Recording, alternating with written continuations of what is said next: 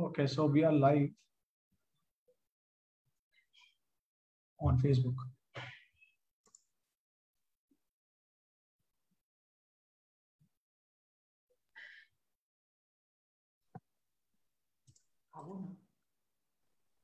Okay, so we ready?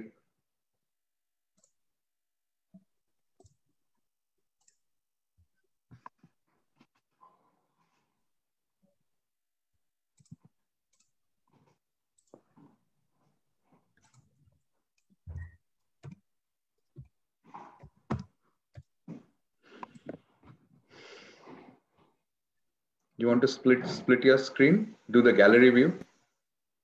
One second. Mm-hmm.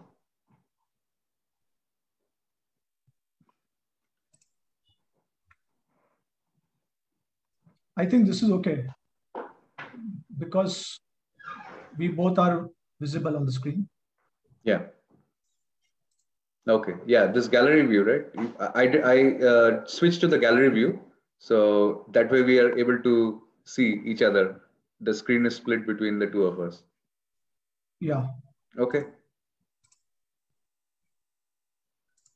All right. Do you want to give it a couple of minutes for any of the other online attendees or who are willing to join over Zoom? Yeah. No, we can start. We can start.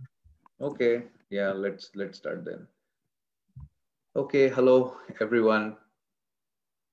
Welcome to this second session of our talk show.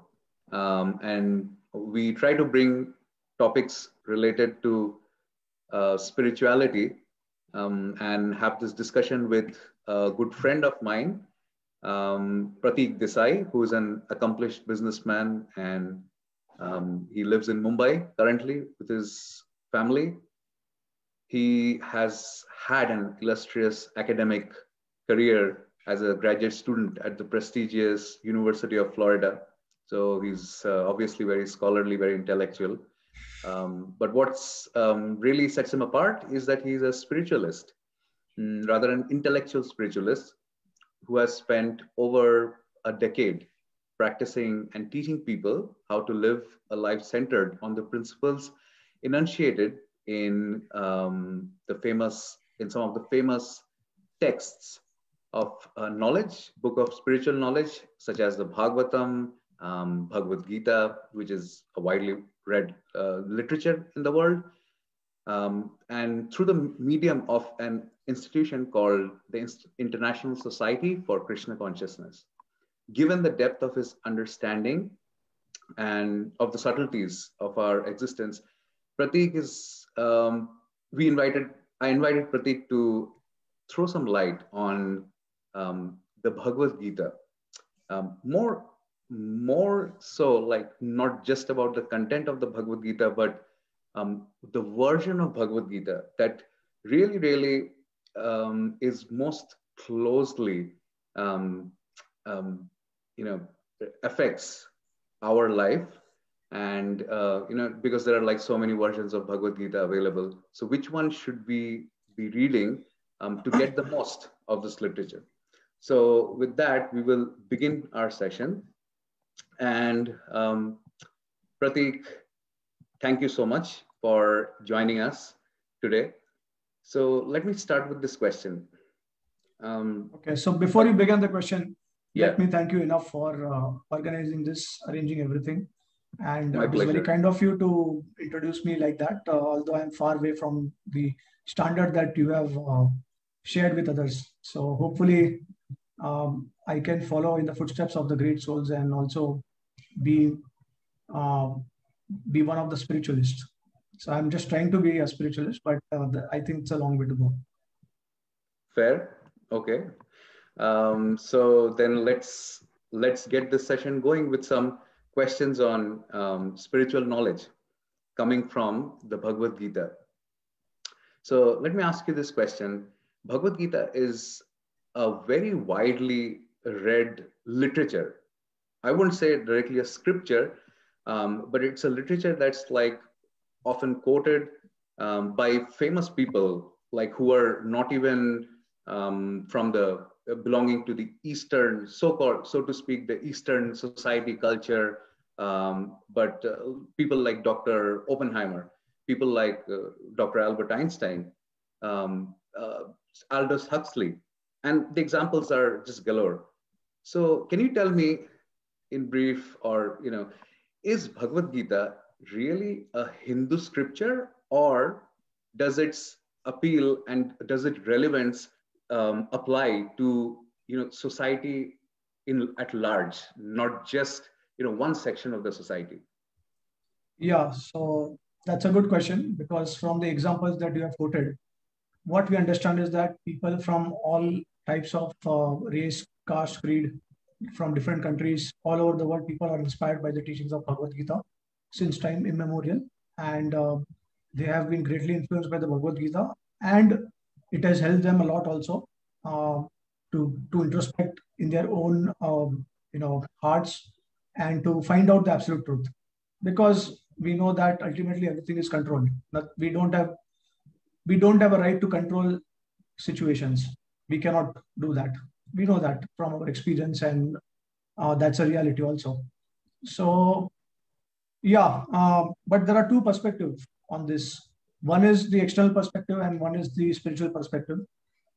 Now, from external perspective, you see Bhagavad Gita, people may call it as a Hindu scripture, which is true in one sense, because Bhagavad Gita is a part of Mahabharata that happened in Kurukshetra, which is part of New Delhi currently, which is in India, right? Now, in the earlier days, or in the earlier yugas, the entire earth was one country. You can say it was one country, but then later on, because of greed of many kings over a period of time, the one entire, this whole country got divided into many different countries, because everyone wanted to possess the land for their greed, right? So this entire planet actually was one unified planet, and there was only one ruler.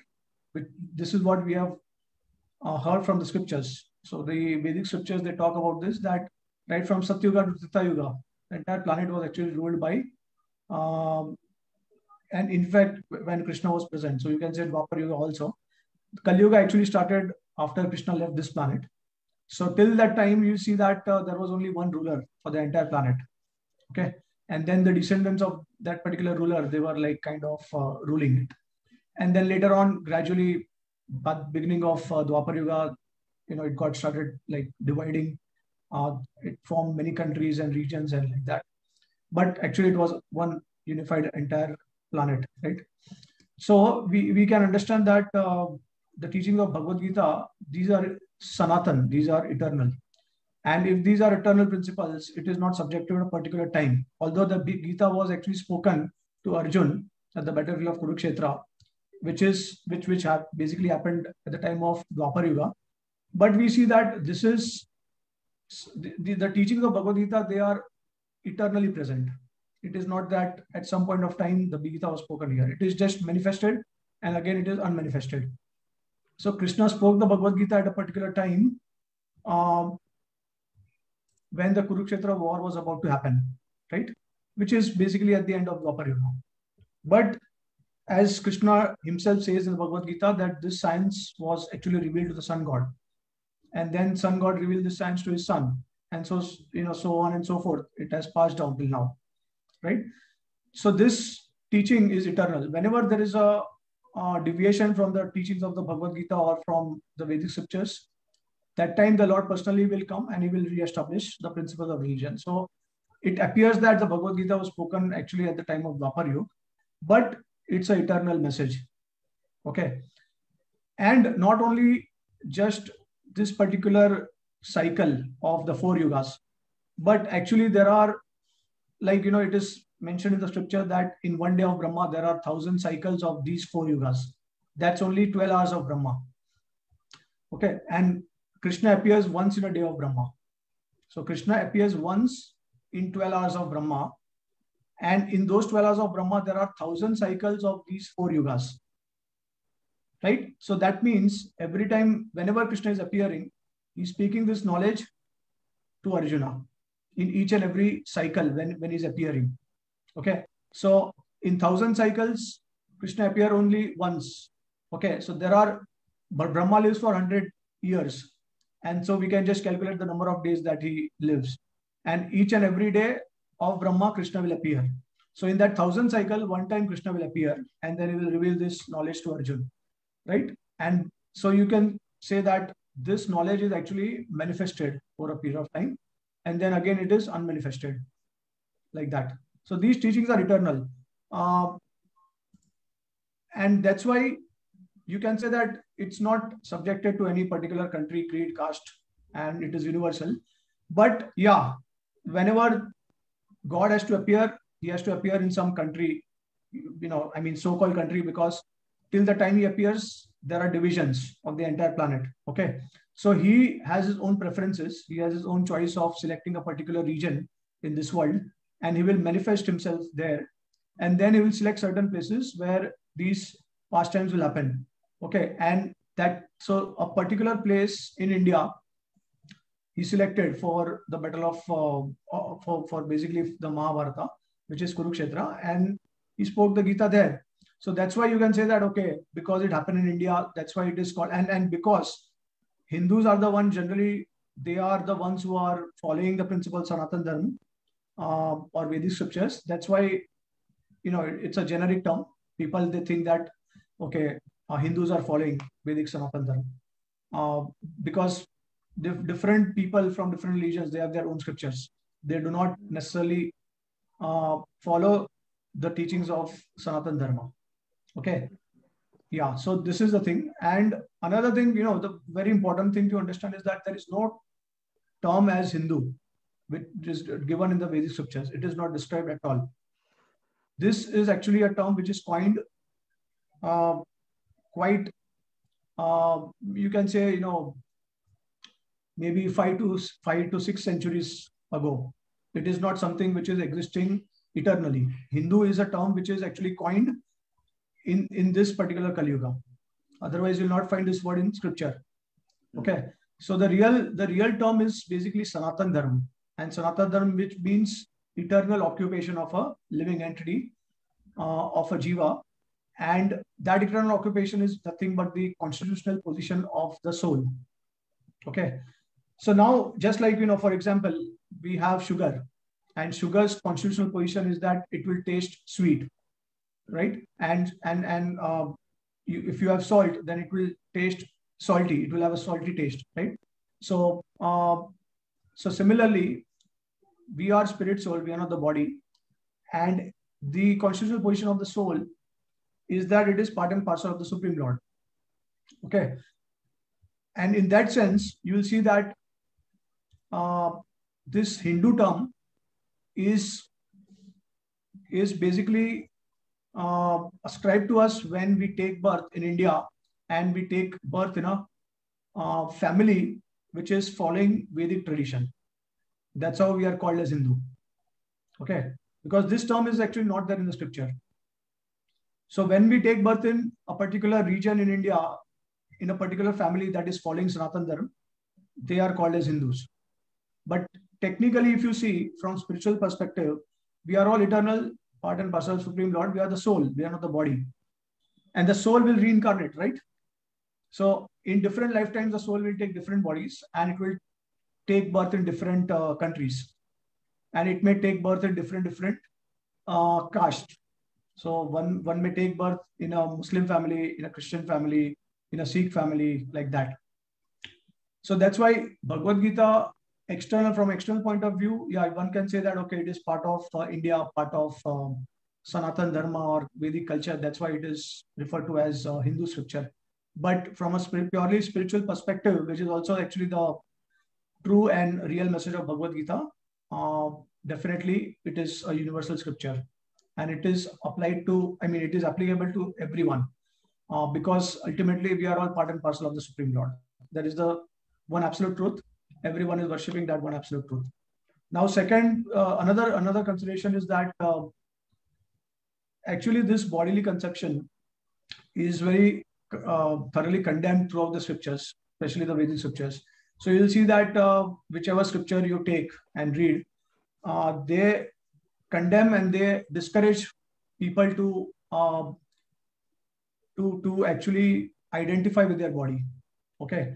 And so, obviously when we are condemned, in order, when we identify with the body, so then it is obvious that we cannot say that we are Hindus, right? So this is actually the message of all the scriptures, Vedic scriptures or Sanatana Dharma, that ultimately we have to realize our true constitutional position.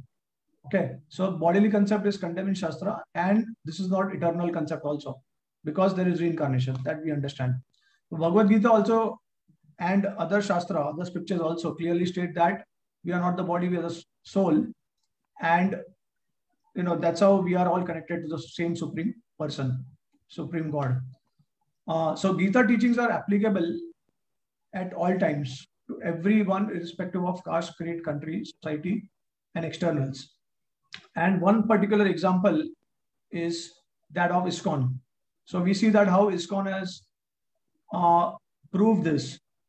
So we have devotees of Krishna from different parts of the world who are chanting the holy names of Krishna, in spite of them being Christians, Muslims earlier, and belonging to different castes. But still, they have come and they have unified on a common principle to glorify God. Okay, so they are chanting the holy names of Krishna, they are following the regulative principles, and there is a unity in diversity in ISKCON.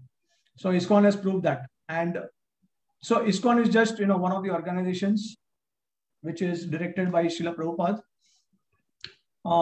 in order to achieve this form of unity. Like people from different parts of the world can also apply the teachings of Bhagavad Gita irrespective of their backgrounds. And there is obviously no question of conversion. There is no question of converting any particular person from one religion to another religion, because the eternal occupation of living entity is to love the Supreme Lord without any expectations, without any motives. And this is the message of Srimad Bhagavatam as well as Bhagavad Gita. So we can see this principle, which is applicable in ISKCON. We can clearly see this, that everyone is coming and glorifying the Supreme Lord, and they are trying to surrender to Supreme Lord without any expectations and motives. They are trying to serve and love the Supreme Absolute Truth. So now, another thing we see that even in ISKCON, if you see, there are many non-Indians who are teaching Bhagavad Gita to Indians. Okay, because of their wise, because of their wisdom, because of their knowledge, because of their great devotion to the Lord, they have set an example for us to follow them. So it is not necessary that only Indians have a right to the knowledge of Bhagavad Gita, or only Indians are expert in sharing the knowledge of Bhagavad Gita, but there are others from outside India, especially from Western countries, who are exemplary in their devotion to the Lord, and their example is a great inspiration for all of us to follow. So that's how we can actually easily make out that Bhagavad Gita is actually a universal scripture, and it is not just a sentiment or a religious book. Okay, thank you for that extensive, comprehensive answer.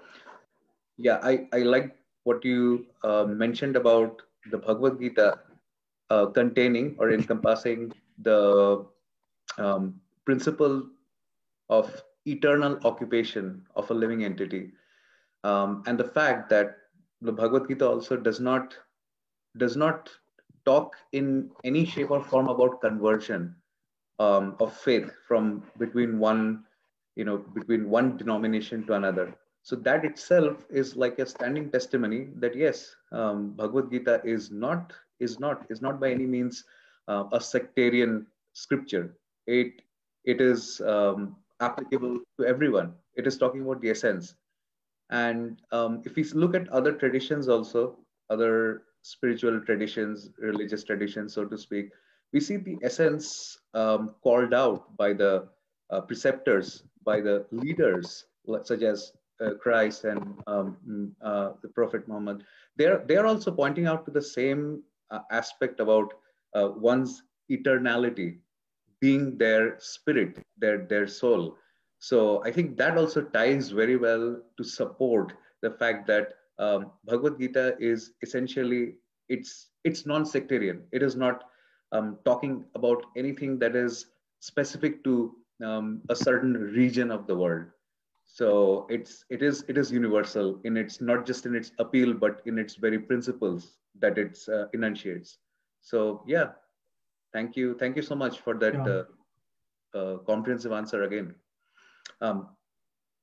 So in the like a follow-up question is, Bhagavad Gita is obviously in it's a national scripture in India.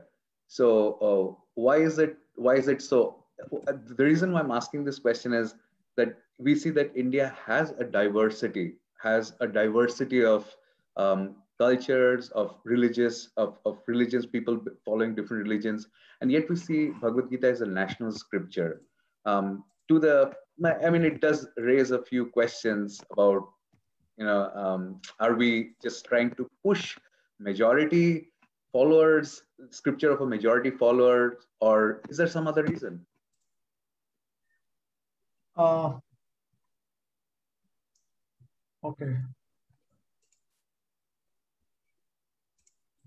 Just 1 minute. Okay.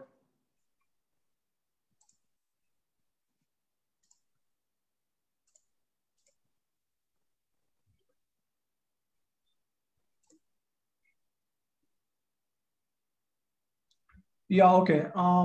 So I think your question was that how Bhagavad Gita is to be considered as a national scripture, right? Yeah, yes. And this is true in the context of India, obviously. So why is it given so much importance in a country which has so much diversity? I mean, I'm just trying to understand, is it like, does it make sense to do that because out of any political motive, or does it really have something that is, that goes beyond that in terms of worth value? Yeah. I think mainly it's because that Bhagavad Gita is a very practical approach in terms of when we want to apply the teachings of a particular scripture in our day-to-day activities, because Bhagavad Gita was spoken in a battlefield, and the Supreme Lord actually spoke directly to his devotee. So it is extremely relevant to today's day and age, especially when compared to Ramayana and other scriptures. Now, one way we can understand is that if you compare the character of Lord Ram and Lord Krishna, then a lot of difference in the activities. So Lord Ramchandra is known as Maryada Purushottam, and Krishna is actually, he's trying to prove that I am beyond Maryada because I am the absolute controller of everything. So although whatever Krishna does ultimately benefits everyone. Okay.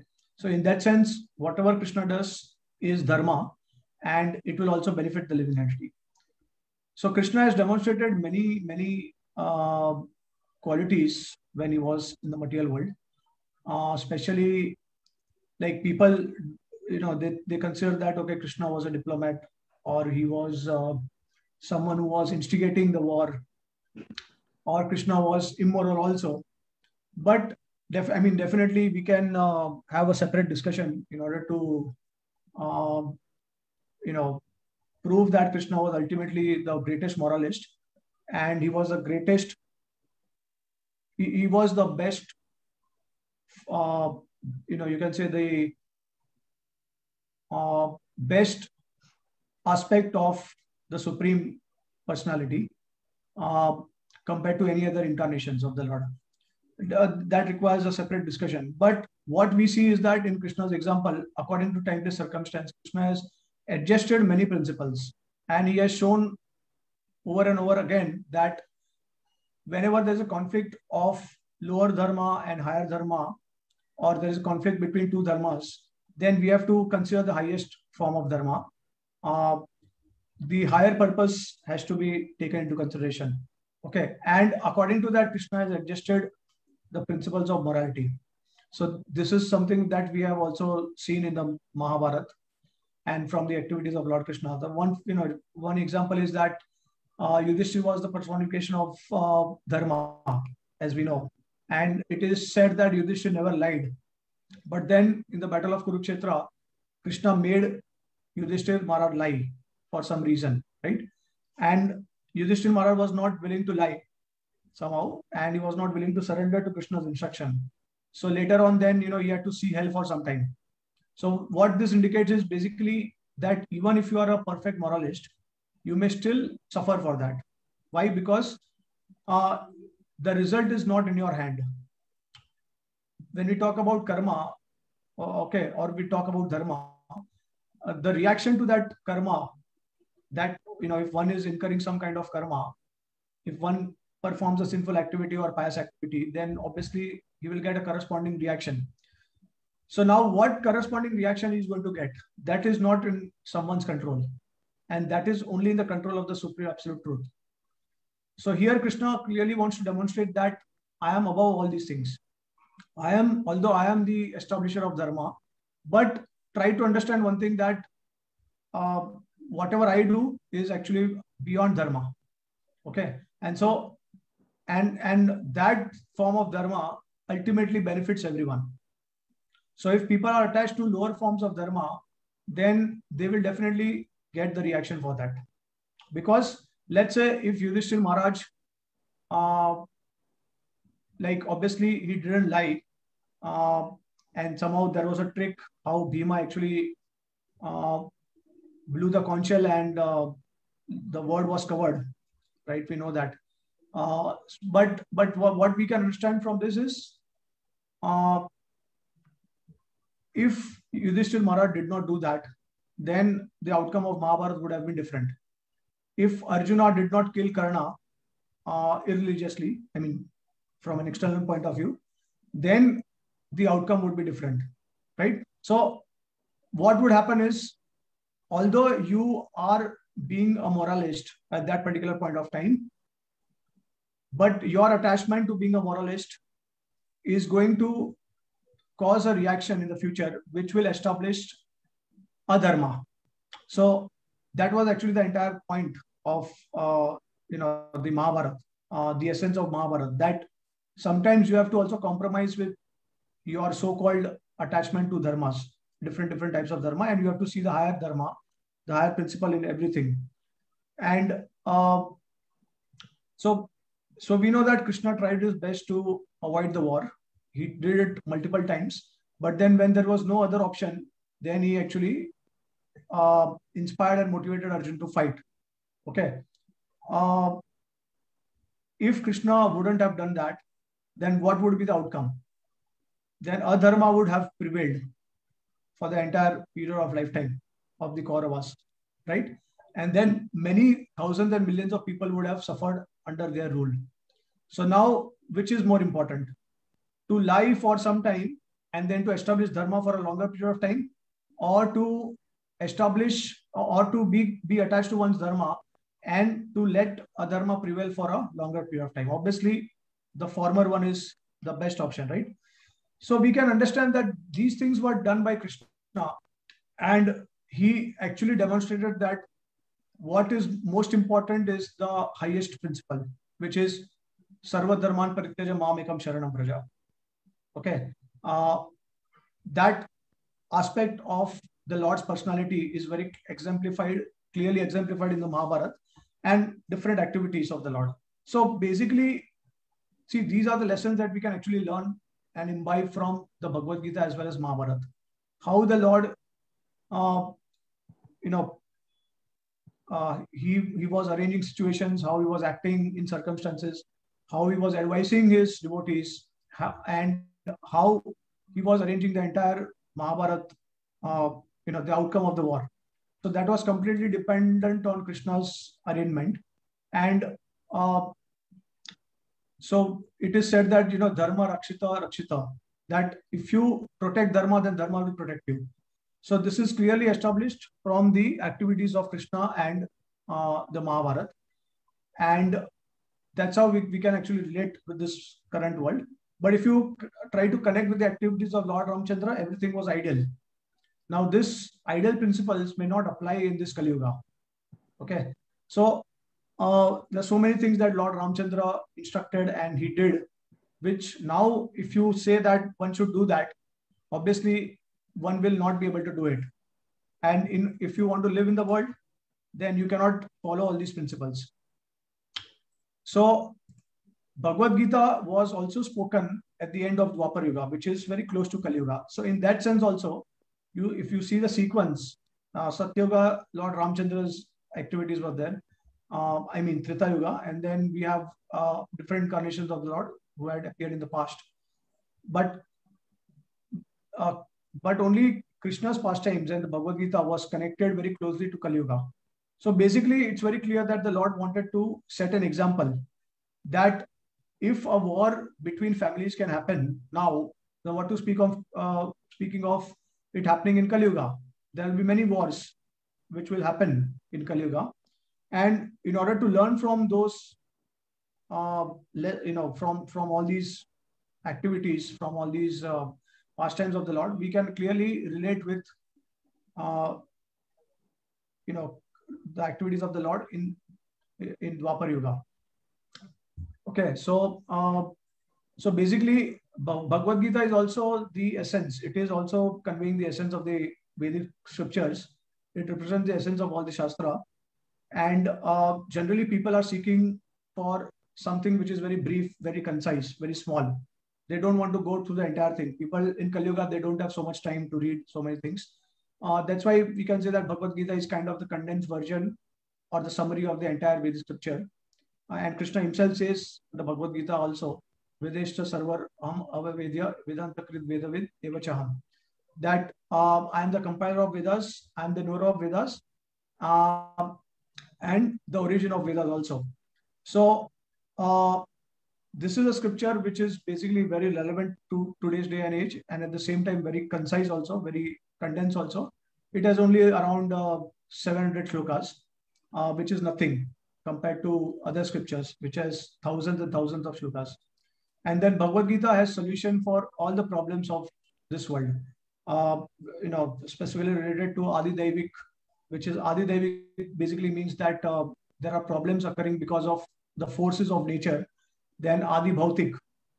Adi Bhautik means problems which are coming from the external world, from the material world. Okay, and Adhyatmik means problems because of our own mind, which is bothering us from within. So these three type of problems are very easily solved by the teaching of the Bhagavad Gita. And that's why I think Bhagavad Gita is considered a national scripture.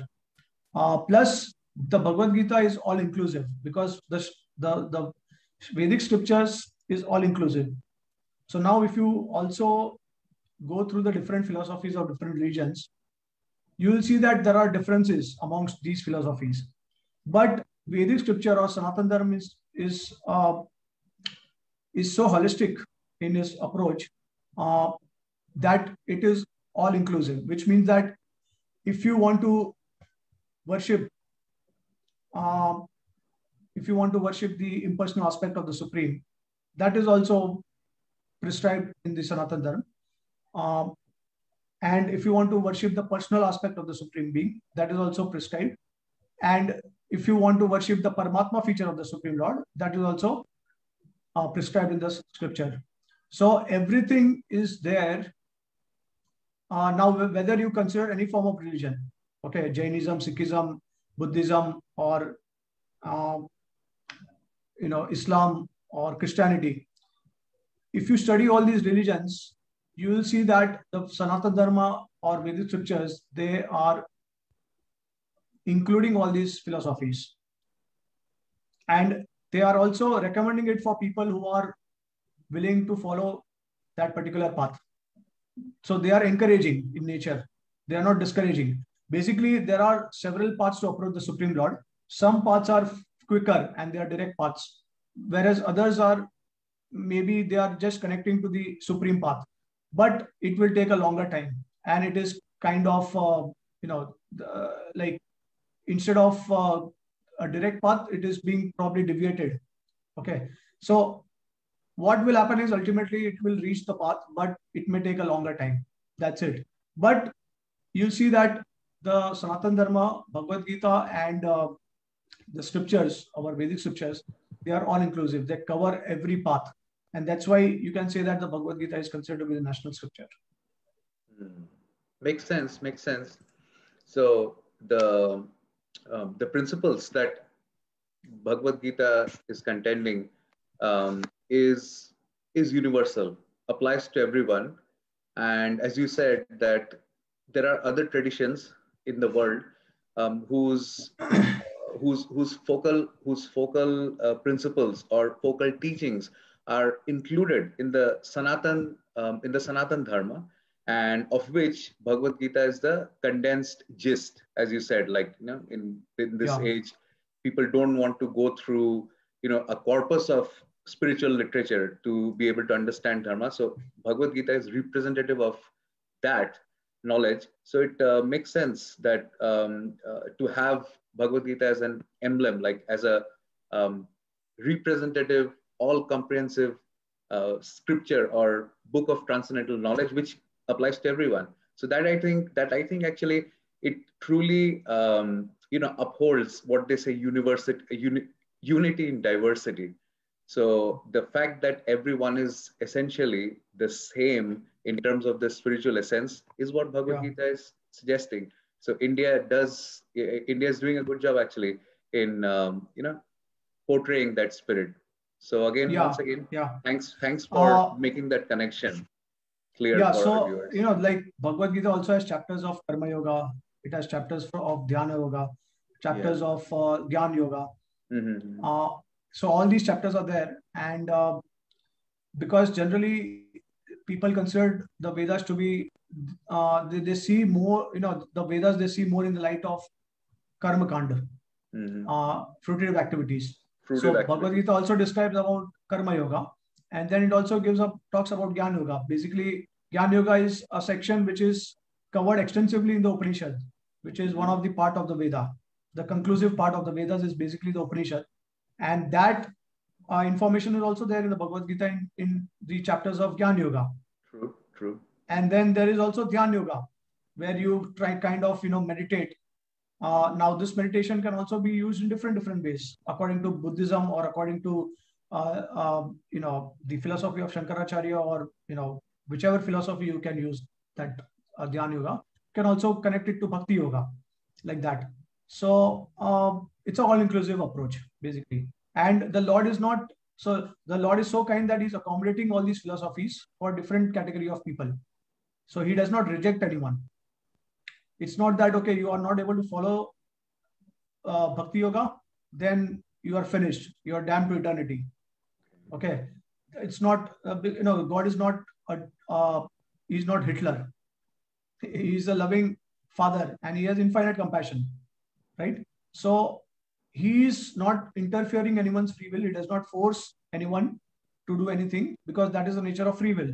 And then he's also giving the steps and approaches, different types of approaches, connecting people at various levels so that they can ultimately come to the highest point or highest principle, like that. That's interesting. That is something that should be highlighted about God, being there for everyone, because everyone is essentially God's part and parcel. And obviously the Supreme Father, the loving Supreme Father, is also a loving Father who is not out there to exploit. So again, that's a great point. But that also brings me, I was going to ask a follow-up question related to the kind of yogas that have been enunciated in the Bhagavad Gita. But I want to specifically, because that was our topic of for today, I want to turn your attention to the different editions of Bhagavad Gita, different versions of Bhagavad Gita. So as we know that there are 600 plus versions / editions of Bhagavad Gita. So what is it about the version that's called Bhagavad Gita as it is, which is authored by His Divine Grace, A.C. Bhaktivedanta Swami Prabhupada, the founder Acharya of ISKCON. So what is the significance of that in terms of, okay, I'm going to ask you a stack question in terms of the types of yoga that are enunciated in the Bhagavad Gita. So you mentioned 3 types of yogas: Jnana, Dhyana, and then you said something Bhakti. So I would like to know from you, how is, which form of yoga is really the one that's more that's like, that's enunciated in this version Bhagavad Gita as it is, and essentially, what is different about Bhagavad Gita as it is. Okay. Okay. So basically there are, you can say, there are 4 types of yoga: karma yoga, jnana yoga, dhyana yoga, and bhakti yoga. Um, so now let's try to logically understand what is the concept of all these yogas. So now let me ask you a question. Is karma yoga, when we say karma yoga, is karma yoga the goal, or it is a medium to achieve something? Well, it's a medium, I will say. Okay. Yeah, it's a medium, right? So that means once you make use of the medium to achieve your goal, then the medium does not exist. Once the goal is achieved, then the medium does not exist, right? Okay. I'm thinking about it. Yeah. You can go on. Yeah. Yeah. Okay. So see, let's talk about karma first. Okay. Why are we doing karma in this material world? To get results. Okay. And why we want to get results? Because, well, for numerous reasons. Yeah, just one throwing out one there, to have a comfortable life, current life. I'm not even talking about afterlife, but like this life. You work hard, karma, like you're performing activities for sustaining yourself. So that's like one of the reasons why you would perform karma. Okay. So even laborers are doing a lot of hard work. And in fact, I think physically they are doing a lot of hard work than any other category of people, right? So then why they are not getting that kind of comfortable lifestyle?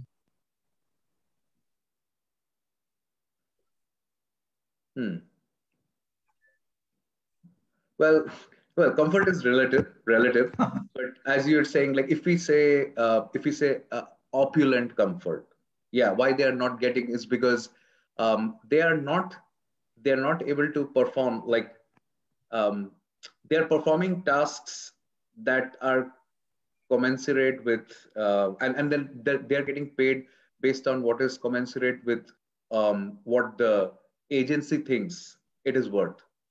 Whereas someone who is like running a corporation, they are earning maybe like thousands or like millions of dollars, rupees. Okay, then what you are saying is that those who are intelligent, they deserve to earn more than those who are just physically inclined to work, right? Many cases we see that. Yeah, many cases with that's observable. Many cases. Yeah, so we observe that. Okay, but who says? I mean, why should someone believe that those people who are working hard, they should also not get so much money? I mean, what I feel is that the labor class should be paid quite, you know, handsomely. It should be at least in comparison to what normal employee is also earning when he's doing job. Yeah. So say like a white collar person. Yeah. Person working on white collar jobs. Yeah. So why not? So, and then when there is an employment, it's not necessary that everyone has the same intelligence. Some are doing hard work more. Some are using their intelligence more. Okay. Right? But those who are doing hard work more physically, they are getting more, their salary is much more than what the laborers are doing. Mm-hmm. But one thing, the laborers are also risking their lives. They are. Whereas the white collar people, it's not necessarily they are risking their lives, but these people are definitely risking their lives. Mm-hmm. And obviously we provide them all the means to protect their bodies and everything, but still, ultimately, anything can happen. They can break their leg, arm, or anything can happen. any accident can happen when they are working. So then obviously, if they're taking risk of their lives, they should be paid much more. So anyways, see, what I'm trying to intend is that, first of all, karma, it's not necessary that whatever karma you do, because you spoke about, working hard and then getting comfort. It's not necessary that you will get comfort, because ultimately everyone comes with their karma and they will get what they deserve. Okay. But my question is that, what is the outcome? Why are we doing this karma? Ultimately, why we are seeking for comfort? Why we are seeking for, I mean, like, I guess that what we can discuss is that we desire something and we want to achieve that desire. We want to fulfill that desire. That's how that's why we are doing karma. Right. Right. And so basically that means we do karma for attaining happiness. Agreed. Happiness, satisfaction, whatever you say. But ultimately, we want to attain happiness. Everyone wants to attain happiness in this material world, because that's the natural constitutional position of all the living entities. We want to attain happiness. Now tell me one thing, if karma is an instrument or a medium to attain happiness, and it's not the final goal, then how is karma yoga an eternal path?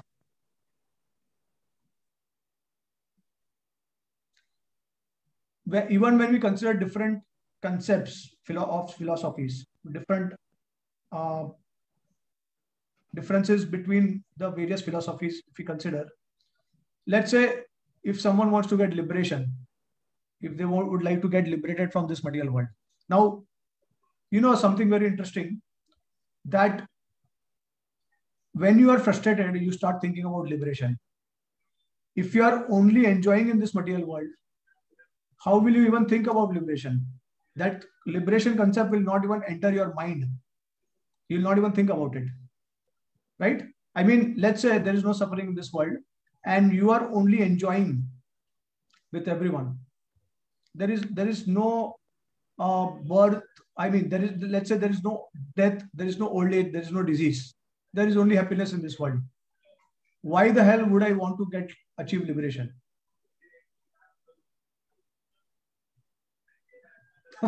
I mean, so some may think liberation as getting rid of all the karmas, and especially pious, impious, both karmas, so that they achieve a state of neutrality. Okay. Now, I give you an option. I tell you that, Aritra, you have two options. One is that either you be happy in this material world forever without any pains, without any suffering. And the other option I give you is that you get liberation from this material world and you become, you enter a neutral state. Which one will you prefer? Well, entering into a neutral state is, it sounds impersonal to me. But at the same time, just staying on the material platform is also hard. Because having a body is not necessarily, it's not a very happy thing, because there are just so many problems that we have with the body. No, so but I'm saying that let's consider the ideal situation. There is no suffering at all. There is no death, there is no old age, there is no disease. There is only happiness. What are you going to prefer? Oh yeah, of course. Compared to those two, staying in this, maybe in this world, yeah. If there is anything like that possible, which is really hypothetical. Yeah. So what we understand from this is actions are definitely eternal. Okay. I mean, we want actions to be eternal. I think let's put it that way, that we want actions to be eternal. We don't want to stop actions. Right. And especially when it is connected to our friends, family members, relatives, like that. So we are basically reciprocating with all the living entities, and that's how we find happiness and enjoyment. Now, one of the reasons you want to work is obviously because for your own standards, for your own comfort, for your own enjoyment. At the same time, you also would like to give that kind of commitment and be responsible for your family members. You want to give them standard also, right? You want to give them same standard because you love them. You don't want them to suffer. So this is also one of the reasons why we do karma. Interestingly, if you search on Google, what are the 5 or 10 topmost pleasurable things in this world? So can you guess what are these 5 or 10 most pleasurable things of this world? I mean, well, according to according to the intensity of the happiness one will experience. Well, I will say most people will agree that in terms of gross enjoyment, pleasure, it will be sexual intimacy. Most people will agree with that. Correct. Yeah, of course. And that is actually the most sought out, it's like if there is a research to find out that what is the most commonly searched, this, if you want to search something in Google, then which is the topmost? Okay, so you'll see that most of them are willing to visit porn sites, and most of them are attracted to sexual activities. And sex pleasure is actually the highest in this material world. This is definitely the majority of the people will vote for that. And we'll also see that in Google. If you search on Google, you'll see the same result. Yeah. Okay, so obviously then we have different forms of activities like watching movies, then drinking, food, smoking, food, eating, sleeping. Yeah. And then obviously we have technology also. So we would like to explore technology. We would like to share with others. Now, one thing that we see is common in all these activities. Apart from eating, sleeping, okay, you'll see that one thing is common in all these activities is that it is in relation with a person. You are performing an activity and you are expecting some kind of reciprocation from someone. Now, whether it is object or it's a person, it's an interaction between a person and an object or a person and a person. That's how you get maximum enjoyment. Okay, so imagine if you are the only person in this entire world. No one else was there. So basically what that means, you are in isolation, complete isolation. Now, even if you have Aston Martin, or if you have a Rolls Royce, or if you have the latest iPhone, is that going to give you happiness and satisfaction? It's not going to. Yeah, I don't have anyone to share it with. Exactly. I don't have anyone to enjoy it with. So it's not the thing, but the living, the relationships that we have, which give us more pleasure, if that's what you're trying to get to. Exactly. I mean, see, even if you have the latest technology, you want to share with others. Now, let's say even if there are people around you, but they are all envious of you, all of them. And even if you have the latest technology, you want to share with them, but none of them will appreciate your, whatever you want to show them. They will not appreciate that at all. So the situation still remains the same. You will still not be happy and satisfied in spite of having all these things. Why? Because it's a natural tendency of people to share with others and get some kind of reciprocation from them, and especially positive. So see, that's why we have some people who are like, they are very close to us because they are always there with you. And then there are some people who are envious and no matter whatever good you do, they will always criticize you. So you want to remain at a distance from them, and you want to remain close to the people who are always encouraging you and supporting you. Mm-hmm. Right? So see, this is the nature of happiness. This is the nature of doing activities in this material world. Right? every action or whatever happiness that we want to attain in this life, it is connected with object and a person. So sex life, it is the grossest form of happiness, but it is involved with two partners. Right? One cannot have sex with the air. Does not make sense. Yeah. So basically we are experiencing some kind of reciprocation from someone. Okay. Even when we are using our phones, so there are certain technologies which are very advanced. And by using that, it is saving our time and it is also helping us a lot. So we feel happy about it. Right? So we are reciprocating. The idea is that reciprocation always continues. You cannot separate reciprocation from happiness. Okay. So see, that's why this karma yoga, the goal of karma yoga is to basically achieve happiness. And that's why karma yoga cannot be the ultimate goal of any path. Those who are following karma yoga, they attain the heavenly planets. If they do pious activities, they will attain the heavenly planets. Okay. This is a common understanding of people that they will attain the heavenly planets. But the problem is that is not eternal position. One will quickly fall down from that heavenly planet and come down to the earth planet because you have exhausted your pious karma. So you see that karma in itself does not lead to happiness. Okay. So, and you cannot say that just by doing activities, I will always be happy. Okay. And this karma yoga is also external, which means that it is not there in the spiritual world. It does not exist in the spiritual world. And it is only manifested in the material world. So karma cannot lead to permanent happiness. You understand this? Because you go to the heavenly planets and then you can come down again.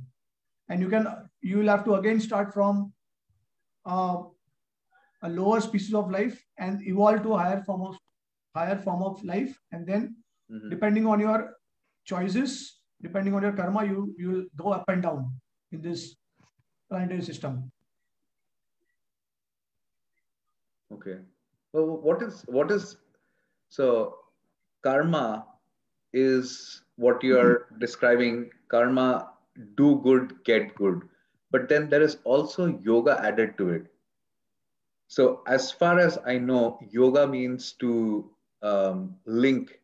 To link. The process of yoga is to link your consciousness with the supreme consciousness. But karma yoga together, does it mean the same thing as trying to improve on your material living standards in this life, as well as prepare for the same opulent living in your afterlife? Or is it different? Because Bhagavad Gita, I feel like, yes, I've read the chapters, says karma yoga. But karma yoga, is that the same as, just aspiring for a higher standard of life or higher standard of living or of material living? Yeah. So yoga actually, it can refer to different things. As I said that according to the Vedic scriptures, now the Vedas are divided into 4 parts. The Brahmanya, Aranyakas, Samhitas and Upanishad. So the Brahmanas and the Aranyakas, they are actually focusing on Karma Kand section of the Vedas. Okay. Then the Samhitas, they are focusing on the Upasana Kand section of the Veda. And the Upanishads, they are focusing on the Gyan Kand. And why it is Gyan Kand? Because it is basically giving the conclusion of the Veda. Okay. So in that sense, it is Gyan Kand. But in that Gyan Kand also, there is a lot of mention of Bhakti Yoga. Okay. There are many statements in the Upanishads which talk about Bhakti Yoga. So anyways, but coming to the question that you asked, that, what is Karma Yoga? So Karma Yoga, as I said, that normally karma means activity in this material world. Yeah. If you connect these activities to a purpose, then it becomes yoga. Okay. Yoga is basically linking those activities with something, right? Now, if you desire to do karma to attain the heavenly planets, then Karma Yoga is understood to be a kind of a link that you are making with the demigods or those who are controlling the heavenly planets. You try to attain that particular post in the heavenly planet, right? If you talk about Karma Yoga as a means to achieve liberation, then you can say that Karma Yoga basically can get connected with liberation. So you act in such a way that finally you attain liberation. Now, liberation can also mean different things. One form of liberation is that you merge yourself, or you think that you are Brahman, you are the absolute truth, or you merge yourself in Brahman, or you enter the state of neutrality, as we were discussing. These are all the same things, but understood in different ways. And ultimately, you can also go to the spiritual world. So, yoga can have different meanings with different context. It all depends on what is the desire, what is the purpose of that particular human being, where he wants to go after this life. Or one may also say that, oh, well, yeah, I mean, so normally karma basically is, activities in the material world. But when you connect with some purpose, then it can take on different meanings. Okay. So obviously, the relationship aspect is what gives us a lot of flavor to the life. So I want to come back to that. And in the context of the Bhagavad Gita as it is, since that is our focal point of our discussion. So how is Bhakti Yoga? If you can just a little bit explain, talk about a little bit on Bhakti Yoga, and then also tell how is that the essence of Gita as per the as it is version, Bhagavad Gita as it is? Yeah. So Bhakti Yoga is devotion to the Supreme Lord. And devotion generally is carried out when there are personalities. Okay. Without personalities, obviously, there is no question of devotion. Right? So Bhakti Yoga is linked to the Supreme God when you want to render service to Him. Okay. Because when you love someone, you want to render service to Him. So devotion is basically a synonym of love. You love someone, you devote yourself to them. Okay. And then you serve them.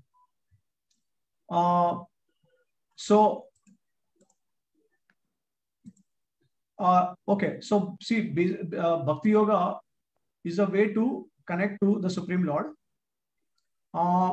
when you want to render devotional service to the Supreme Lord. Okay. Or when you recognize that the absolute truth is a person, is ultimately a person. So this is Bhakti Yoga. Now, as we were discussing earlier, the goal of Bhakti Yoga, okay, now let me ask this question. What is the goal of Bhakti Yoga? So Bhakti means loving devotion. You can say loving devotion. And there is where the focus is developing a relationship with someone. But in this case, when we say Bhakti Yoga, we're talking about relationship with God, a loving relationship with God, voluntarily. So the goal of Bhakti Yoga, if we see, well, I don't know, Bhakti Yoga is, I would say the goal is to be able to develop love for the Lord by performing, by, or how do I say? Maybe evoking that love that's there inside. Okay. Let's put in a very simple, simple form of words. What is the goal of devotional service?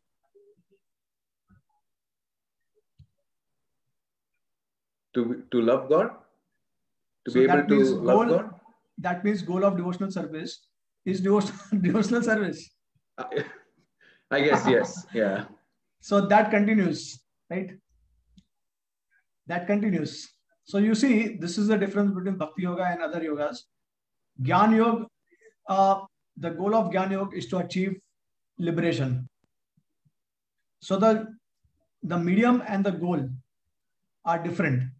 But in Bhakti Yoga, you see, the goal of Bhakti Yoga is to achieve Bhakti Yoga, because the state of rendering devotional service to the Lord will always continue, whether you are in the material world or in the spiritual world, because these are the activities of the Atma. So Atma is also active, Satchid Ananda Vigraha. Okay, so it's not just Satchid Ananda, but it is also Vigraha, because when we talk about Bhakti Yoga devotional service, as we said that it is related to personalities, right? And when we talk about person, then they have a Vigraha also. They have a Swarupa. Form. Yeah. So the goal of Bhakti Yoga is Bhakti Yoga. The result is the same. That's how we understand that it's an eternal process. Perpetual loving relationship. Exactly.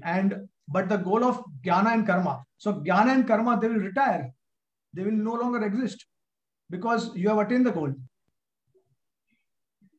Right? So, a person who wants to achieve liberation, he has to give up his knowledge after he achieves liberation. He will give up the knowledge.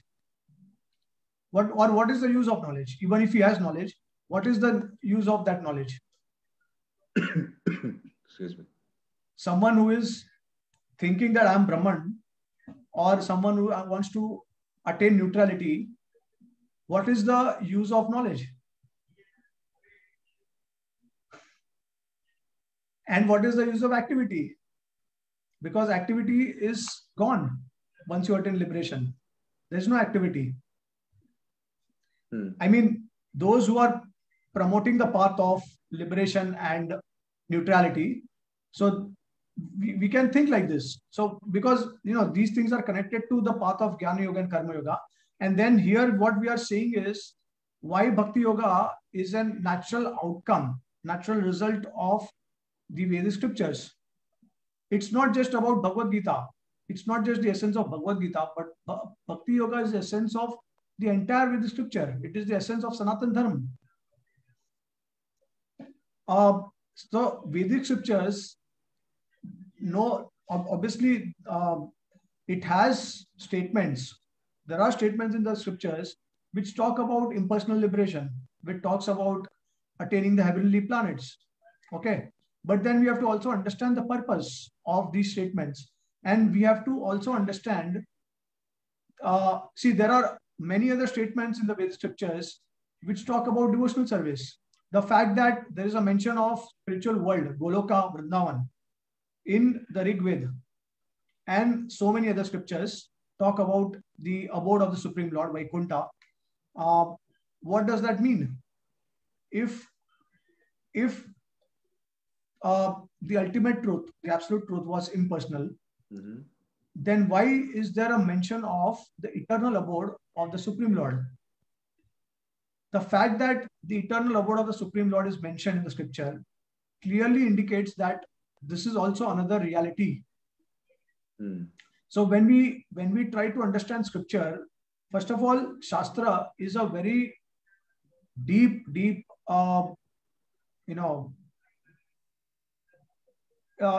it's a very difficult subject matter to understand. You need to decode Shastra using some kind of password.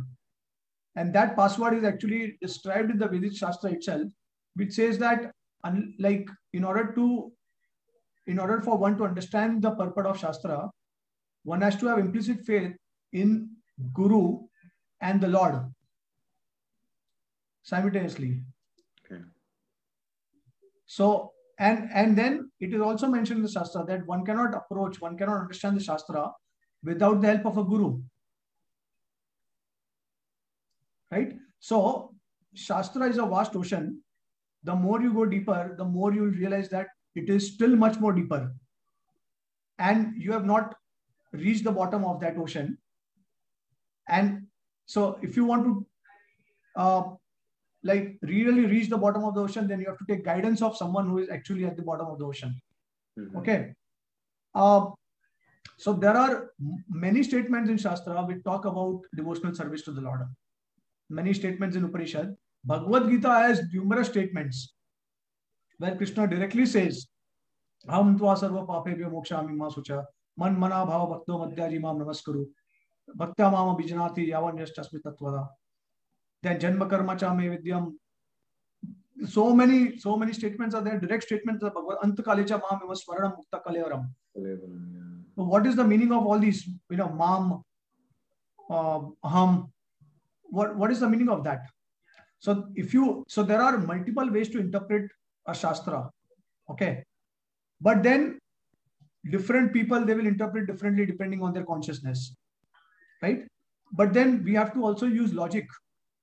If there are multiple commentaries on a particular topic, we have to also use logic. Plus, it is very clearly stated in the Vedanta Sutra by Srila Vyasdev that when you have two contrary statements in a shastra, you cannot reject either of them. You have to interpret another one so that it can be reconciled. Okay, so now most of the people, if they think that Gyan Yoga is the essence of Bhagavad Gita, my question is that how are you arriving at this conclusion? This is not clearly visible from the teachings of Krishna in the Bhagavad Gita. Okay, because there are direct statements in the Bhagavad Gita which says that aham, aham, mam, ekam, sharanam, vraja, all these statements are there. There's so many quotes from the Bhagavad Gita. I can quote so many, verses from the Bhagavad Gita which directly talks about Krishna as a person. And then he also says that those who consider me as material, they are all fools. Those who think that I have a material body, they are fool. And he also says that, he also talks about his transcendental activities and his transcendental nature in other verses of the Bhagavad Gita. So you have to reconcile these things. And this reconciliation can only be done when you have a holistic approach towards Shastra, when you have an all-inclusive philosophy. Because God, by definition, is all-inclusive. You cannot limit God. You cannot restrict God. Okay, so if God is infinite, He is all-inclusive. And all contradictions, they also resolve in that same Supreme Person because He is infinite. If you say that ultimately the absolute truth is impersonal, that means you are rejecting the personality aspect of the Supreme Lord. That means you are limiting Him. And if you say that God is only a person, then you are restricting the all-pervasive nature of the Supreme Lord, the Brahman aspect of the Supreme Lord. Then also you are restricting the Lord. Right? But the Bhagavad Gita, and especially Bhakti Yoga, becomes the essence because, as we discussed, that Bhakti is a continuous process. It never stops. So, you in this material world, when we are practicing, we are performing devotional service. When we go to the spiritual world, when we attain the goal, that time also we are performing devotional service. Okay. But if you perform other types of yoga, then these yogas will no longer be there with you. You enter a different state of consciousness altogether. There is no karma for a person who is liberated. There is no jnana for a person who is liberated. Even if he has knowledge. Okay, I mean knowledge in the sense that, okay, it is mentioned Satchit Ananda. So that to eternity, knowledge and bliss. So that knowledge, which means that, okay, he's a he's a soul, he's a Atma. That knowledge is, awareness is there. But what is the meaning of knowledge here? When we're talking about Gyan Yoga, it's a process of acquiring knowledge to achieve the goal. So that kind of knowledge is not there. It ceased to exist. Okay. So, okay. Yeah. So when we compare these different types of yogas, we can clearly understand the limitations of these other yogas and the continuation of Bhakti Yoga. Okay. And right? And as it is version Bhagavad Gita as it is by Swami Prabhupada, that completely brings out the essence, as you're saying, of Bhakti Yoga. being the topmost means of achieving self-realization. Is that correct? Of course, yeah. In fact, the as it is version of Bhagavad Gita, it connects everything to Bhakti Yoga, and it makes complete, perfect sense, because you are gradually directed in the right direction. Although you may not be at a particular level, you may be at a lower level, but you are directed to towards the right direction. By lower level, do you mean you may be at Jnana Yoga Rang or Karma Yoga Rang? Yeah. But then you are directed. If you are not, the Lord does not force anyone, and He loves everyone at every stage, whichever stage. Like for example, you cannot expect a student who is in the school to solve calculus, because calculus is actually expected at a higher level of education. It is not immediately given to the child, right? Like someone who is in the 3rd or 4th grade of school, he cannot solve calculus problems. He can only do it after he finishes 10th grade, and then he enters 11th and 12th, and then he's taught calculus. Okay, so but what is done here is he's directed to the right path. So the idea is that ultimately he will be able to solve calculus. So similarly, what Srila Prabhupada does in Bhagavad Gita as it is that he's encouraging all the living entities to be where they are at, but at the same time also add an element of bhakti, or move towards that direction. Okay. Makes sense. If you want to perform karma, okay, take the help of Supreme Lord. Because see, for anything that you do, whether you do karma yoga or jnana yoga, or whatever you do in the material world, you require some type of devotion. If you are a workaholic, you are devoted to work. If you are seeking knowledge, if you are inspired by knowledge, then you will be devoted to knowledge, right? So that devotion is just directed towards the Supreme Lord. That's the encouragement that Srila Prabhupada is actually giving to all whoever is approaching the as it is version of Bhagavad Gita. He's connecting everyone at their particular level to Bhakti Yoga. That, okay, you have to move on this direction. You have to remember that. So because that is the quickest way to attain the Supreme Lord, or to attain the goal. It's the quickest way, right? So karma and jnana,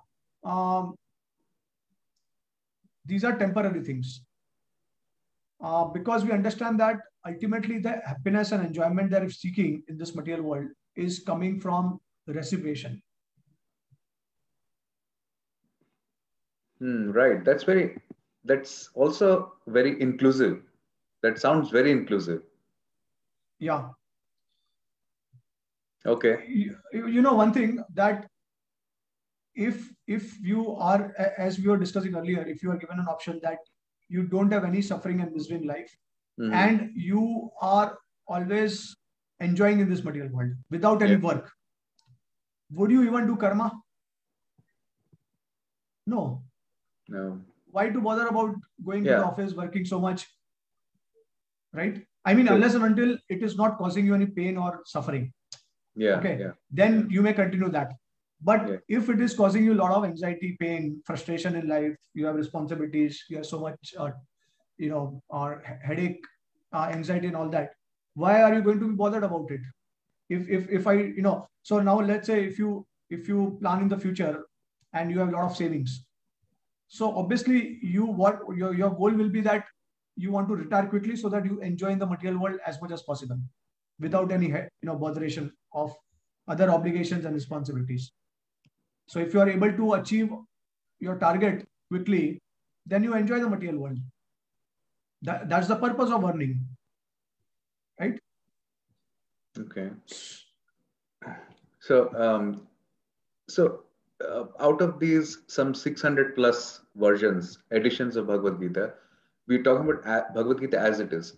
But is that like the exclusive, like exclusive version that everyone should read, or like, are there other versions that can be read with the same effect, natural progression towards bhakti, towards loving devotion to the Lord? What would you say about that? Yeah. So before answering this question, I just wanted to add something more on the essence of Bhakti Yoga. Why people think that there is something else, which is the essence of Vedic scripture or Bhagavad Gita is, see, now we know that the contribution of Shankaracharya in India was tremendous. And what happened is Shankaracharya actually introduced the concept of Mahavakyas.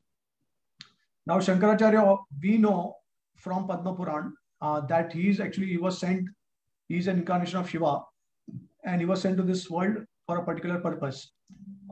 So in the Srimad Bhagavatam, it is mentioned that even Buddha is incarnation of the Supreme Lord. He is also one of the avatars of the Lord. And Buddha was sent in this world so that he can stop Vedic sacrifices. Okay. Because people were killing animals in the name of Vedic sacrifices. So yes. Buddha's purpose was to reject the Vedas temporarily, so that people can stop killing animals in the name of Vedic sacrifices. So Buddha had to reject the Vedic scriptures. That's why he's a follower of Gnostic Dharma. Okay, that was the purpose of Buddha. Right. And so now this purpose was achieved by Buddha to a great extent. And then later, in order to re-establish the Vedas or to bring back the Vedas, the Lord sent Shankaracharya. Okay. Because the transition of the philosophy from Buddhism to Advaitism is not a major one. It's a minor. There's some minor, changes. So that transition can easily happen with Shankaracharya's philosophy, or you can say the Advaitavad philosophy. And that's why Shankaracharya promoted that philosophy. Okay. Now, in order to promote the philosophy of Advaitavad basically means that I am Brahman or I am God. And all these different forms of Lord, the incarnations of Vishnus, these are all material incarnations. Ultimately, the absolute truth is Brahman, or impersonal aspect of the Supreme is actually the ultimate truth. So what he did, he wanted to promote Advaitavad in entire India. And that's why he categorized the statements of the Vedic scriptures. And he called certain statements of the Vedic scriptures as Mahavakyas, which actually promoted the idea of the concept of Advaitavad, which means that whichever statements spoke about oneness with the Supreme, that I am one with the Supreme, those statements he actually categorized them as Mahavakyas, or meaning that these are the most important statements in the Shrutis or Vedic scriptures. Yeah. And whichever statements were connected to Bhakti Yoga, those were minimized by Shankaracharya. Those were not given so much importance. Okay. So actually this concept of Mahavakyas is actually originated from Shankaracharya's philosophy or his ideology. But it's not necessary that other acharyas will have to follow that. Even any person can also, it's up to them whether they would like to accept or not. Why would someone accept Shankaracharya as a universal acharya? In fact, there are 4 Vaishnava acharyas who have promoted the idea of Vaishnavism. Personalism. Who actually personalism or Vaishnavism. Yeah. So basically promoting the aspect that we can never become God. We are always different from God, and we are meant to serve God because we are all dependent. We are controlled by the Supreme. Okay. And we have a loving relationship with the Supreme Lord. So these ideas were promoted by the Vaishnava acharyas. Now, there were 4 Vaishnava acharyas who promoted, and Shankaracharya was the only one who actually promoted Advaitavad. Obviously, they have their followers. That's a different thing. Every Vaishnava acharya has a follower. But there are 4 sampradayas against 1 sampradaya of Advaitavad. Right? So these statements, Mahavakyas, generally people, they think that these are the ones which are actually more important than any of the other statements in the Vedic scriptures. But this is not the truth. It's a relative concept. So, it is basically Shankaracharya who actually proclaimed statements from Upanishad as Mahavakyas if they supported Advaitavad philosophy. Yes, yeah, right. Yeah, and we, according to the sequence also we see that if the absolute truth was Advaitavad, then why the Vaishnava Acharyas, they had to appear at the end, or the most recent Acharya was basically Chaitanya Mahaprabhu. And Chaitanya Mahaprabhu, he has promoted the philosophy of Achinta Bheda Tattva, which is simultaneously one and difference, right? That we are one with the Supreme Lord, but we are also different. We are eternally His servant. We have a living relationship with the Lord, right? So that service aspect is always there, and we can never become God. So you'll see that this is last in the sequence, right from Kali Yuga, the beginning of Kali Yuga to this point now. We see that Chaitanya Mahaprabhu was the latest incarnation. He is Krishna himself. So we clearly understand that this concept of Advaitavad, it excludes the other statements in the Shastra. Whereas the philosophy of Chaitanya Mahaprabhu includes, or the essence of Bhakti Yoga includes everything. So we say that the Supreme Lord, Absolute Truth, exists in all the three aspects. He exists as Bhagwan, he exists as Paramatma, he exists as Brahman also. And to clarify further, Arjuna very clearly asked this question to Krishna in the Bhagavad Gita, that amongst the two, which one is more, which one is superior? And Krishna answers that it is the Bhagwan aspect, which is greater, which is superior. Okay. Bhagwan and aspect. then God there is God as a person. As a person. And Krishna also says that Brahmana hi pratishtaham, that I am the source of Brahman. Brahman is sustained by me. Very clear statement in the Bhagavad Gita, right? And then Krishna also has made other statements which clearly indicates that the Bhagwan aspect is actually like for example, when he says that he's transcendental. So what is the meaning of transcendental? Transcendental is activities are transcendental. So obviously the personality aspect is more prominent, it's more superior to the other two aspects of the Supreme Lord. But whoever is attracted to the Paramatma feature and to the Brahman feature, the Lord will also reciprocate with them in that feature. Whereas if you go to the other side of the philosophy, or Advaitavad philosophy or Buddhism or Ayavadism, they completely reject the idea that God is a person. So then what they are doing is they are rejecting statements of Shastra which promotes the idea of devotional service to the Lord. But you cannot do that. You cannot reject the Shastra. You cannot think that, okay, whatever is according to my liking, I will select some verses, and according to my disliking, I will filter it out. You have to collect all these statements and you have to reconcile that. Right. Okay. So that way, now see, it's very interesting. Even though the Bhagwan aspect or the Bhakti Yoga aspect is eternal, okay, but still the Paramatma feature as well as the Brahman feature is also eternal. So those who want to attain that state, they can also attain.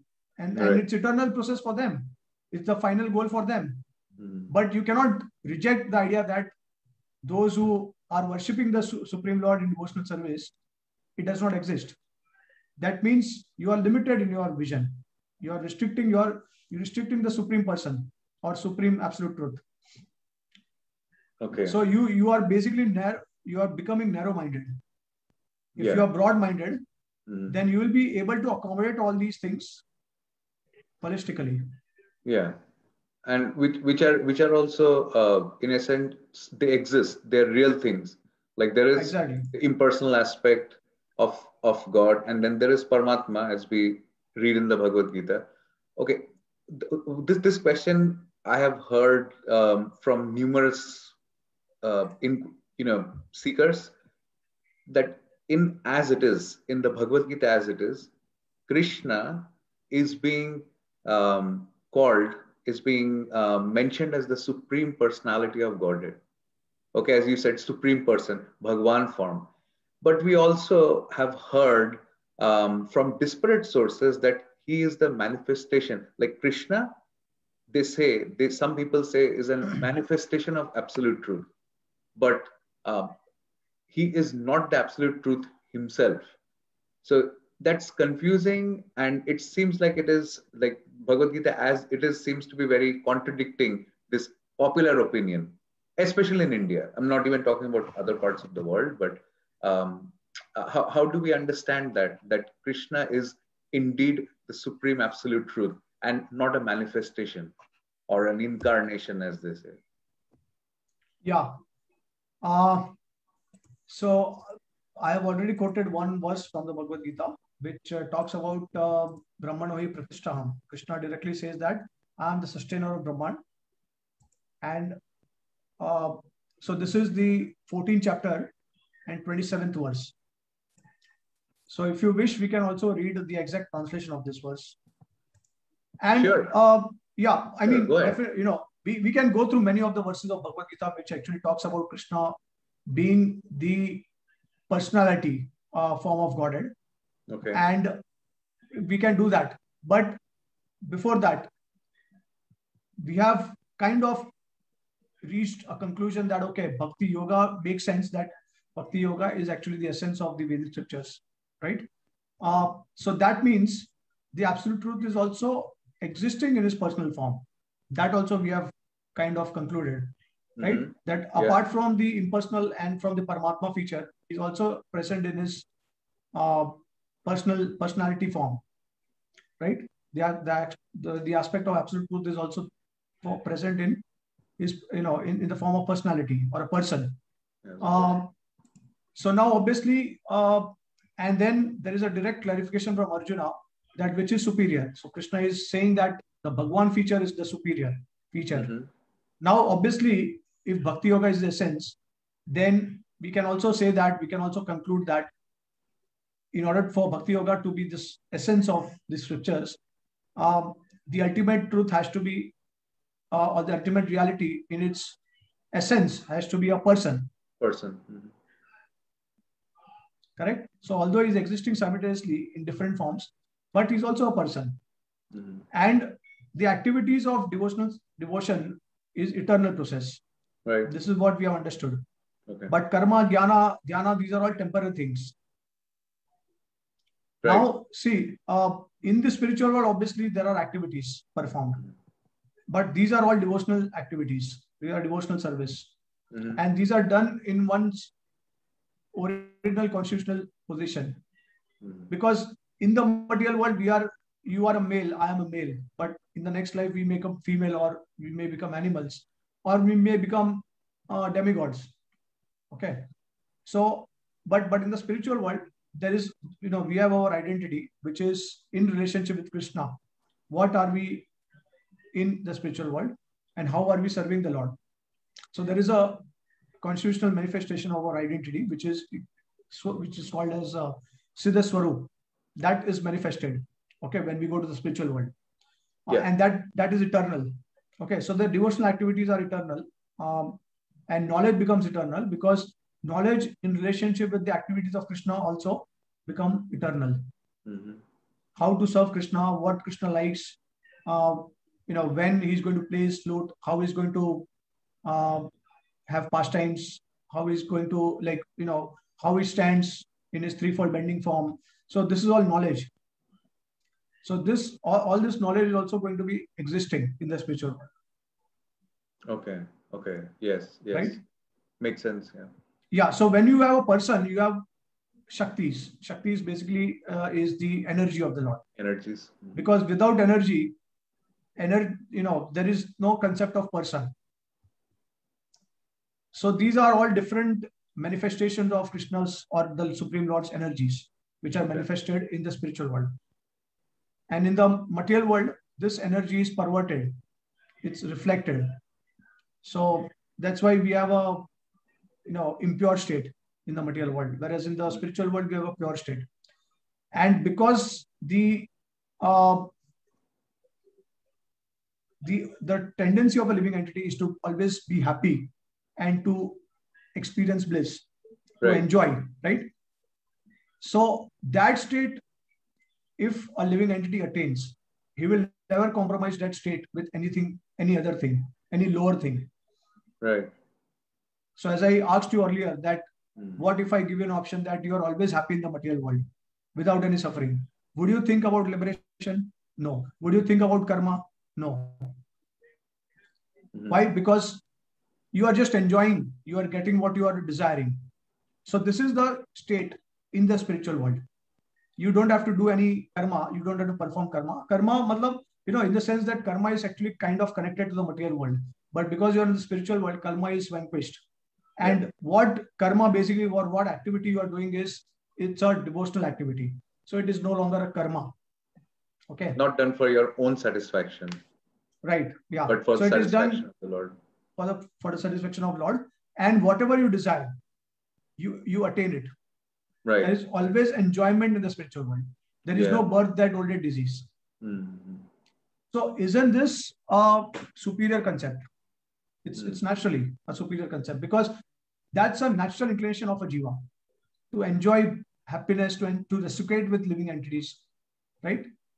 So obviously, it makes complete sense that Bhakti Yoga, and because Bhakti Yoga is the essence, that means the Supreme Lord has to be a person. Yeah. In its most manifestation, he has to be a person. Okay. Yes. Yeah. So Krishna is proclaimed again. Krishna's position has been proclaimed. I just wanted to review some verses from the Bhagavad Gita. Okay. Will not go through it, but I will just name a few verses from the Bhagavad Gita. That 14.27 is Brahmanoi Pratishtham. Then Aham Sarvasva Prabhavo Mata Sarvam Pravartate. This is 10.8. Then Matas Parataram Nanyat Kinchid Asti Jananjaya. There is no truth superior to me. Okay. Aham Sarvasva Prabhavo means that I am manifested everywhere. Okay. Then Kamas this there. Okay. This is for another question. Bahunam Jarmanam Ante. Okay. Vasudev Sarvamiti Sam Atma Sudurlabh. 7.19. Then Antavat tu Phalam Tesam. 7.23. Janma Karma Cha Me Vidyam. So these are all verses you can go through, and you realize that without understanding God as a person, you cannot relate with these verses. It clearly shows the supremacy of the absolute truth as being a person. You know what? Like I would love to have the list of these verses. We can post it on our Facebook video, under the video, so that if someone wants to refer it, it would be very useful. And for my own self, of course. Thank you very much for sharing that. Sure. Yeah. And then, so Krishna is being proclaimed as the Supreme Personality of Godhead, and then others are called demigods. This term demigods is very interesting because we don't hear of it before in English, and that's so unique to as it is, Bhagavad Gita as it is. So why is that? Okay. Yeah, I think I forgot to answer one of the questions that you had asked earlier, that amongst many of the Bhagavad Gitas, commentaries on the Bhagavad Gitas, which one to read. So I will just quickly go through it. So basically, see, what we understand is that Bhakti Yoga is the essence. And then whoever is promoting Bhakti Yoga, whichever Acharya, whichever person is promoting Bhakti Yoga, his commentary on Bhagavad Gita can be read, provided that that person or Acharya is actually in line in Parampara. Okay, he has a disciplic succession and he has his guru, and that guru has his guru, like that the link connects to the Supreme Lord. Now, someone may say that, okay, what is the need of Parampara? Someone can also write a commentary, and that can also, he can also reveal the essence as Bhakti Yoga, right? That's true. But then there are certain principles, there are certain siddhants, certain tattvas, which are described in the Shastra, which one cannot understand without accepting a guru. The Shastra very clearly says that without guru, one cannot understand the meaning of Shastra.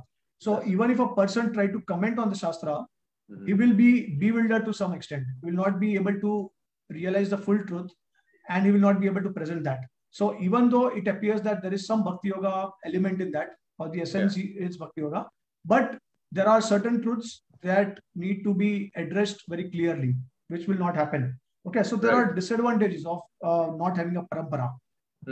It is true that there are certain realized devotees who have become realized or who are realized from their birth because of their previous connection, but it is kind of risky. So we cannot, for example, when you are taking admission in university, if there is a new university which has just come out, okay.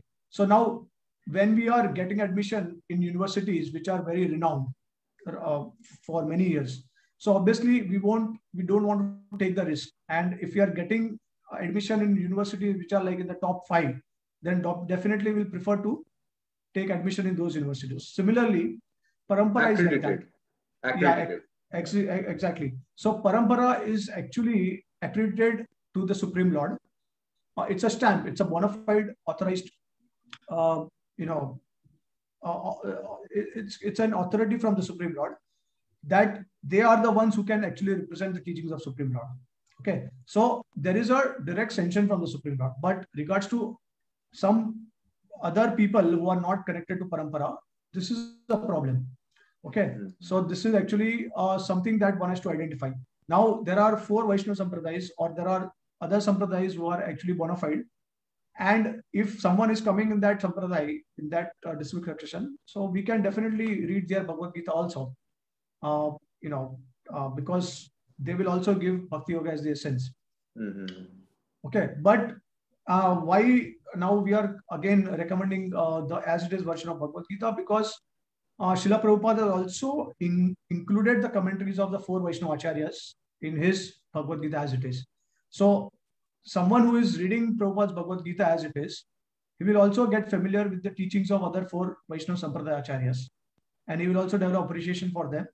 And as we know that Chaitanya Mahaprabhu's philosophy is a universal holistic philosophy. It was all inclusive. Okay, there are some variation, some differences between these 4 Sampradayas, but Mahaprabhu's philosophy is in such a way that he has extracted the essence of all the Sampradayas into his philosophy. Okay, which is Achintya Bhedavet Tattva. So he has extracted 2 Siddhants from each of these 4 Sampradayas. And that's why when we are reading Bhagavad Gita as it is kind of connecting to all these 4 Vaishnava Acharyas. Okay, and giving a holistic view on the entire Bhagavad Gita. Interesting. And then see, the problem is that there will be hundreds of commentaries. Most of them will also contradict each other. So how will you know which one is authentic, right? So one has to understand, one may like a particular version, but it is not necessary that that particular version may explain the absolute truth according to the scriptures. And then there is, according to Vedic scriptures, there is different destinations assigned to different people who are following different paths. So one may get a temporary solution from the Bhagavad Gita, but not permanent solution, because they are not providing the essence of the Bhagavad Gita. And that's why they may get some temporary solution in this life, but in the next life, again, the problem is that you may find a solution from the Gita. You can apply it in the material world. But then, unless and until you get connected to Bhakti Yoga, you come back to the material world again in the next life. And the problem will still come. It will not go away. The idea is, see, Krishna has already stamped the material world as a place of suffering and misery, right? So you cannot expect the material world to give you solution for all problems. In fact, in the material world, when we try to solve a problem, that will actually lead to many other problems. That's the nature of the material world. So when you try to find a solution from a Bhagavad Gita, which will inspire you, irrespective of the idea that it provides essence as Bhakti Yoga or not, or whether a bona fide Acharya is doing commentary or not. So if you pick up any author and you start reading his book and you get inspired, but that inspiration is temporary. Because in the next life, again, you have to come back and you have to face the material world. You'll forget what the author said in the past life, right? But when you get connected to a parampara, this parampara chain is eternal. It is continuous. Okay, it never breaks. Whenever there's a break, Krishna will again himself establish, or he will send someone. Okay, so that is the advantage of actually getting connected in a parampara, and it also secures our future, which is not going to happen with some reading an author's Bhagavad Gita who is not connected to any particular sampradaya. Right? So these are some important thoughts about it. Thank you. Thank you for, I would have missed that question. That's a very important question. Thank you for bringing that up back. Yeah, no problem. Yeah, so your last, coming back to the last question. Yes. So basically, see, according to the Vedic scriptures, our acharyas, they have come to the conclusion, after scrutinizingly going through the scriptures, they have come to the conclusion that there are categories of living entities. So first category of living entity is the Ishvara, okay, who is actually the controller of everyone. Okay, by definition, Parsar Muni has described Bhagwan as the one who is the possessor of all opulences, right? So Ishvara is the first category of living entity who is complete, perfect, infinite. And so there is the Ishwar Tattva. Then there is the Vishnu Tattva. Okay, or you can say actually Vishnu Tattva is part of Ishwar Tattva, but Krishna is actually the most complete manifestation of that Ishwar Tattva. Why? Because out of the unlimited qualities that the Ishwar possesses, 64 are most prominent in Krishna. And out of the 64, 4 are unique in Krishna, which you will not find in any other forms of God. Whether it is Vishnu, whether it is Shiva, whether it is Brahma. Okay, you will not find these 4 additional qualities in any of these other personalities. So that makes Krishna superior. Krishna also, he's the only one who can liberate demons. None of the other incarnations of Vishnu can actually liberate demons. So you see that when Narsimha appeared, Hiranyaksha and Hiranyakashipu, they were not liberated. They came back in the form of Ravan and Kumbhakarna. They can, so the Vishnu forms, they can uplift or they can upgrade the destination of that particular jivas whom they, or the demons whom they kill, but they cannot bestow liberation. Only Krishna does that. This is the infinite karuna of the Supreme Lord Krishna. So you'll see that Ravan and Kumbhakarna, they were when they were killed by Lord Ramchandra, they had to come as Shishupal and Dantavakra. And then finally Krishna, when he killed them, they attained moksha. They were reinstated in their original position. Okay. So all the demons who were killed by the Supreme, they attained liberation, at least. Some even went back to Godhead or back to the spiritual world. So Krishna has these unique 4 qualities. Basically, you know, there's some bit of discussion required for this, but I just wanted to name those 4 qualities. Is basically it's a Venu Madhurya, that Krishna plays flute, which no other incarnation plays flute. Then the Roop Madhurya, the beauty of Krishna surpasses the beauty of Vishnu also. That's why Lakshmi Devi, she also would like to attain the association of Krishna. She is willing to leave, in spite of being chaste, she is willing to leave the company of Vaikuntha Vishnu and go to Krishna's abode and participate in the Ras Leela, but she is not allowed entry in Goloka, in the Ras Leela. So Rupa Madhurya, Venu Madhurya, Leela Madhurya, the activities of Krishna are super excellent. Even Vishnu is actually eager to participate in those activities. We have seen this pastime in the Srimad Bhagavad Puran, where Vishnu is also inquisitive, he is very eager to see Krishna and Arjun. So he is orchestrating the entire pastime of taking away the Brahmana's son. So even Vishnu is attracted to the pastimes of Krishna. And then Prem Madhurya, the type of exchanges that Krishna has with his devotees, it is surpassing even that of Vishnu. With Vishnu, you can attain Dasya Bhava. You can attain a master and servant relationship. Okay. But with Krishna, you can go up to the highest types of mellows, which is Dasya, Sakya, Vatsalya, Madhurya. But with no other incarnation of the Lord, you can, even for Lord Ramchandra, you cannot go up to Vatsalya and Madhurya. Okay. So this is the uniqueness of Krishna's 4 qualities, which no other incarnation possesses. So this is Ishwar Tattva, 64 qualities. Vishnu has 60 qualities, as discussed. Then comes Shiva. Now Shiva is actually a very, a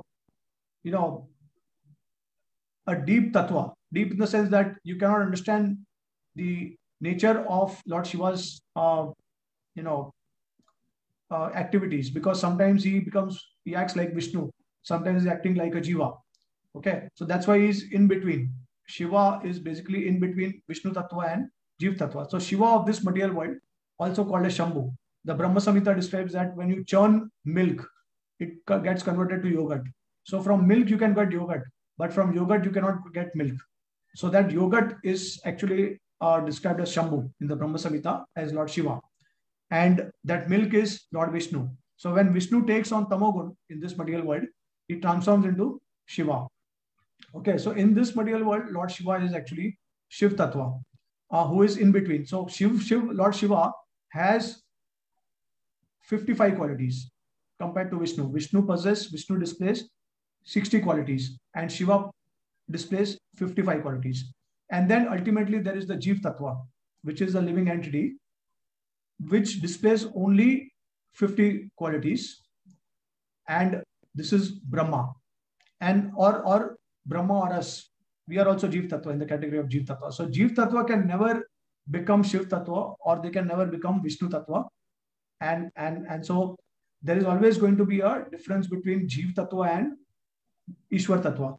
So now coming back to the question, so how you can actually clearly understand why Krishna is considered to be the supreme. Now, most of these demigods, apart from Lord Shiva, these are all in the category of Jivas. Okay, so that's why obviously we can understand Krishna is the supreme personality of Godhead because of all these characteristics. Plus, when we talk about Durga, or when we talk about so when we talk about Durga, it is the external energy of the Lord. So it's the energy manifestation of the Supreme Lord. And so in the Brahma Samhita, it is mentioned that it is the shadow of the Chit potency of the Lord. Yes. Okay, so Chit potency is basically the internal potency of the Lord. And that Chit potency, when it is manifested in the material world, becomes Durga, the shadow of the Chit potency. Like that. There are other aspects of this, tattva also. Well, I think we require some elaborate discussion on that, because some may still have questions about it. And definitely we know that Shiv Puran, Lord Shiva is glorified as being the highest and the supreme. But now again, he's not. I don't think that he's glorified in the supreme, in the sense that he's a supreme person. What they are saying is that he's the highest form of the impersonal aspect of the Lord. So what they are saying is the ultimate truth, the highest aspect is actually the impersonal feature of the Lord, and Shiva is the manifestation of that. But here we in our discussion, we have clearly seen that Krishna says that no, I am the basis of that impersonal Brahman. Bhakti Yoga is the essence. So obviously the Brahman feature is existing, but it is inferior to me, inferior to my Bhagwan feature. Right? So, yeah, so according to Shiv Puran, according to Devi Puran, they may claim that Shiva is supreme or Durga is supreme. But then we have to also understand, when we read all the Shastras, we have to reconcile these things. So this is understanding from holistic point of view, and it is an all-inclusive philosophy. Ultimately, there is only one supreme truth. And obviously, if there is, the scriptures are glorifying that one, and then we also see that Shiva, his followers are actually, they are either they are defeated in battle, they are killed in battle, or they surrender to Vishnu. So it is mentioned in scriptures that whoever Krishna protects or Vishnu protects, okay, they will always be protected. But whoever they do not protect, they will be killed. Mare Krishna rakhe ke, rakhe Krishna mare ke. right? So this is a reality. This we have observed. Whoever, like Ravana, all the demons are followers of Lord Shiva. They are devoted to Lord Shiva, but ultimately they are all destroyed. So why is it like that? If they are worshipping the Supreme Lord as Shiva, Shiva has to protect them. And why the demons are worshipping Lord Shiva? But Vaishnavas are worshipping Krishna and Vishnu. So there are many realities we can conclude from the Shastra in order to prove the supremacy of Krishna as the Supreme Personality of Godhead. I mean, it may require some kind of elaborate discussion also. Maybe we can have a separate topic on this. Yeah. But that's the conclusion that is presented in the Bhagavad Gita as it is. Hence the conclusion, you will say, that Krishna is the Supreme Personality of Godhead. See, again, I would say that it is not the conclusion presented in as it is version of Bhagavad Gita. This is the conclusion from all scriptures. You consider all the Puranas, you consider all the Upanishads, you consider Mahabharata, Ramayana, Bhagavad Puran, everything you consider. You will actually come to understand why Krishna is actually the Supreme Personality of Godhead. Right. And so I meant it in the sense that since since this is a natural conclusion established by all the Shastras, so Bhagavad Gita as it is also underscoring that. It is just substantiating that. Yeah, it is exactly. And this is what Prabhupada is doing. That's why he has named it as it is. As it because is. Because he is just repeating the message from the Shastra, from the Parampara. Right. It's not something that we are biased for something. Okay. Yeah. It's just that, research all the Shastra, come to a conclusion, and let's discuss about it. If you know someone who is greater than Krishna, then establish through scriptures, through activities. And if you know that there is some other part which is superior to Bhakti Yoga, or the essence of scriptures is something other than Bhakti Yoga, then establish that. Prove it through scriptures and logic. Yeah. We are open to it. It's not about being biased. Okay.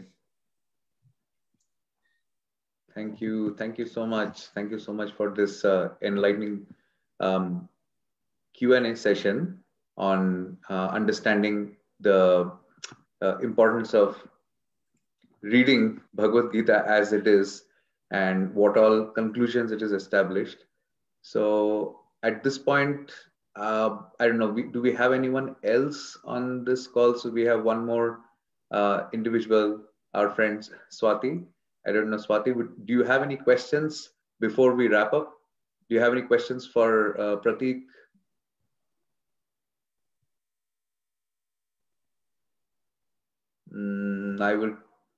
Yes. I see you came unmuted.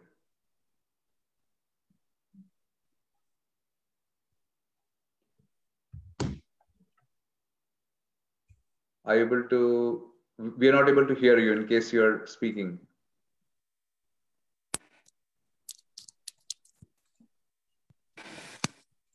Can you hear me now? Yes. Yeah. So I was saying, thank you for the wonderful Q&A session. And you were nicely describing about how Bhagavad Gita as it is a complete and holistic way to explain all many different points. Thank you very much. So, and I also was curious to know about, you were mentioning about Bhagavad Gita is for Kali Yuga, it is applicable. So is it only to Kali Yuga or to other yugas also? And also the other thing I was thinking about is, Arjuna questions Krishna, and Krishna, to prove that he's the supreme absolute, he also, displayed his universal form. So if you could share some points on that. Thank you. Okay, I would love to answer your questions, but I just wanted to ask Haritra if he's running out of time. Maybe we can just, if you would like to answer briefly. I know some of these questions are involved, but at least for the satisfaction of Swati, maybe brief answers. Yeah. Okay. Okay. Yeah. Okay. I will try to brief it as much as possible. So the first question is about the applicability of Bhagavad Gita in other yugas, right? Whether it was applied in other yugas, that's the question. Yes, Prabhuji. Yeah. Okay. Okay. Yeah. Sun God. Yes. Correct. Yeah. So as I mentioned that Krishna spoke this science to sun god, and then it was later on passed in a disciplic succession. And Krishna also mentions in the Bhagavad Gita that whenever there is a break in this succession, or whenever there is a deviation from its original message, then he will re-establish. He will either appear in person or he will send his representative to re-establish the original message, original teachings of Bhagavad Gita. Now, in other yugas, because Krishna was not personally present, so the essence of Bhagavad Gita was always there. So like, see, again, in previous yugas, we continuously hear that the way to attain the Lord was, in Satyuga, it was through meditation. Then in Treta Yuga, it was through austerities. Then Dwapar Yuga, it was through temple worship. So here we'll see that in all these different aspects or ages, people used to unite with the Supreme Lord, and the Supreme Lord was also reciprocating with their desires, right? So again, Bhakti Yoga was the essence of all other paths also in the previous yugas, whether it was the Satyuga, Treta Yuga, or Dwapar Yuga. Bhakti Yoga was the essence of all these because they, the kings, the Brahmanas, they attained the Supreme Lord, okay, by performing the recommended process for that particular yuga. So in Kali Yuga, we know that Sankirtan is actually the recommended process, and Dwapar Yuga, it was temple worship. And so the teachings of Bhagavad Gita, these are Sanatan, these are eternal. It's just that the Lord is summarizing the teachings of the Bhagavad Gita to Arjuna. I mean, like for example, the Srimad Bhagavatam was actually spoken by Lord Vishnu to Brahma or Krishna to Brahma in 4 verses. And we call it as the Chatushloki Srimad Bhagavatam. And then Brahmaji expanded that. So he then explained it to Narad Muni. And then Narad Muni explained it to Vedas in 7 verses. And then it was Vyasdev who actually elaborated on those 7 verses. And he gave us the 18,000 verses of the Srimad Bhagavatam. But the essence of Srimad Bhagavatam was also there in the form of Chatushloki Srimad Bhagavatam. Okay. It is, so according to time and place and circumstance, the entire teachings will be manifested accordingly. So when it is the right time, the Bhagavatam also appears in full. Okay, although Bhagavatam is definitely present in a subtle form in its original teachings, it is also eternal principle. But you will see that there are so many similarities between Bhagavad Gita and Srimad Bhagavatam, right? And then you will also see that there are so many similarities between Bhagavad Gita and the Upanishads. And the same message is also present in Srimad Bhagavatam. So basically what we understand is the essential principles are always there. It's a matter of time when the Supreme Lord will personally reveal this to one of his devotees. Okay, so there will be certain additions or elaboration on that, but the essence remains the same. So the Bhagavad Gita as a scripture, because as we said that Krishna is an eternal form, any form of God is eternal. Ishwar Tattva, these are eternal forms of the Lord. So whenever they are coming to this world, and then we also know that there is, depending on the day of Brahma, they are appearing and they are disappearing, right? So this knowledge of Bhagavad Gita is eternal, but it is just manifested at particular time, and then it is again unmanifested, and it is concealed in its subtle form in different yugas. So is that okay? Yes, thank you. Okay, and the second question was about the universal form. Yes. So what is the question? So I was asking, like, as you were mentioning about as the supreme form and the absolute form. So we see even Arjuna asked the question and Krishna displayed his. Yeah. So, what is the question?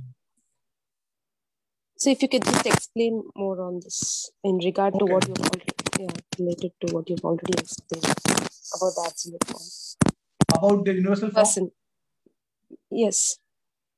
Okay. So see, there is a difference between Krishna's personal form and the universal form. The universal form is actually temporary and it is material, because the universal form is the all-pervading form of the Supreme Lord in the material world. And that's why it is material and it is temporary. Whereas Krishna's personal form is eternal and it is also superior. So if you remember in the Bhagavad Gita, after showing the universal form, Arjuna is actually asking the Lord to show his original form. So from his universal form, Krishna is switching to his four-arm form. And then from his four-arm form, Krishna is switching back to his two-handed form. Okay, so that two-handed form of the Lord is actually the eternal form of the Lord. And this universal form is just a temporary manifestation of that Supreme Personality of Godhead. It's only applicable in the material world. It does not exist in the spiritual world. Yes. So it was the Supreme Person he exhibited in this. It was? It was to show that he was the Supreme Person, the absolute person. Yeah. So that is why he. Correct. Yeah. So ultimately Krishna wanted to show him that he's everything in the material world. And he's also the origin of all the other devtas. Thank you very much. Okay, no problem. Thank you for the questions, and thank you, Arita, so much for your time and wonderful questions. And your wonderful nature of sharing the knowledge that you are receiving with others. Well, so you're the one who's sharing, not me. I'm asking you for knowledge. I mean, through you, many people are benefited, and it is your desire to share this knowledge with others. So that is your greatness. So thank you so much, and I hope that you keep continuing this great work. Yeah, we'll do it. We'll do this. Yeah, I would like to continue.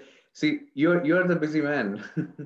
So if you can, if you can be available, I'm willing to do this. On a very regular basis, because it's very useful. I think these kind of discussions really help people understand. What should they be using as their reference scripture material, because otherwise it's so confusing. 600 plus editions. Who is going to bother about going through all those editions, finding out what is right? And that's just Bhagavad Gita. What to speak that's about just Bhagavad Gita.